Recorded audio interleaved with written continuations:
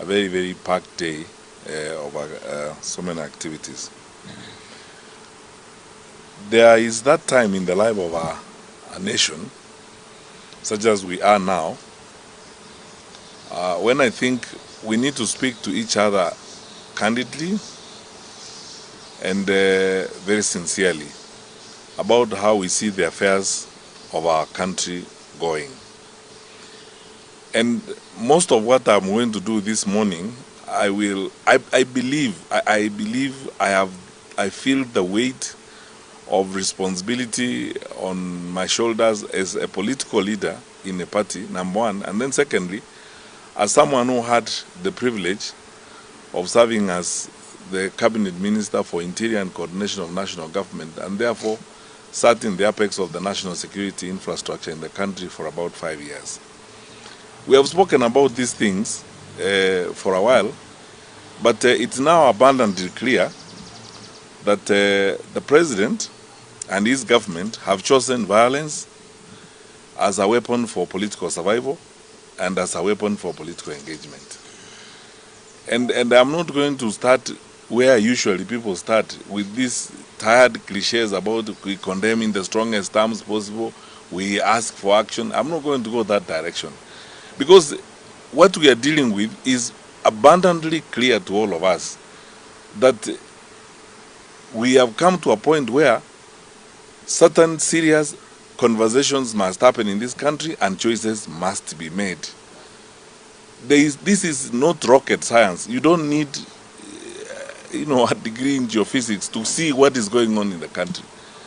This weekend alone, from the stoning incident in Mulot that affected my 2 vehicles, to the stoning incident in Nakuru Town West that affected DCP leaders, and then Salga, and then yesterday in Homabay.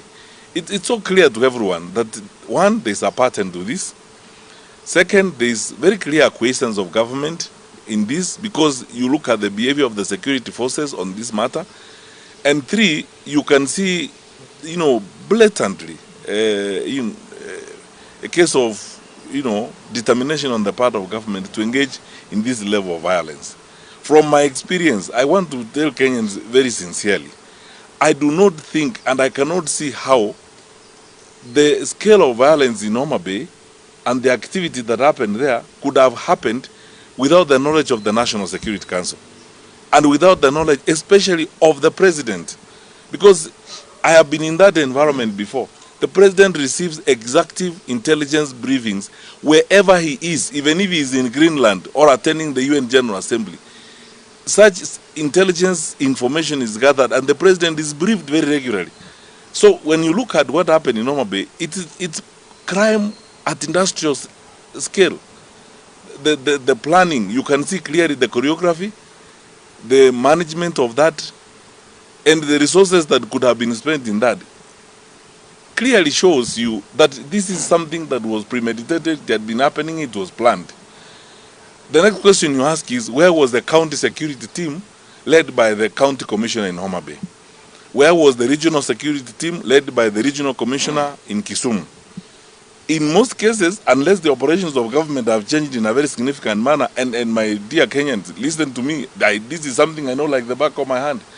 Unless the management of government has changed in any significant manner, the situation in Homabay is one where even the regional police commander should have taken control and taken over the command of what was happening in Homabay and assembled resources. I am aware, because that the deployment has not changed.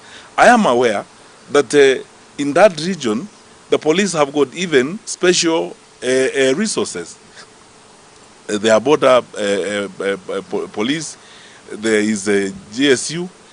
They would have been able to mobilize sufficient resources to address what was happening, but they couldn't, because clearly there was a sense of acceptance on the part of the security forces that ought to have happened. The tragedy of it all is that now we have been warning everybody, and that's why I'm not going to go into those, usual silly niceties of saying we warn, we condemn. We are already in a crisis. we have now begun our final descension into anarchy as a country. Let's not pretend about it. When you look at the scale of destruction, the pain and the losses in Homabay, into chaos. The president and his government have chosen, because ask yourself the question, you can go far back to the attacks in Odaya, when Rigathi Gachagua was going to church and he was attacked there by armed people and so on. All the way the 3 weeks ago or 4 weeks ago, when Linda Mwananchi convoy was stoned in a place called Keumbu in Kisii. Those guys were arrested, they were to court on Monday. There wasn't a prosecutor, there wasn't a file, there was nothing. The magistrate released them, they walked away. When the local member of parliament was invited to record a statement by the DCI, he did not as much as stand up. We lost our life there, a gentleman called Mapinduzi, we buried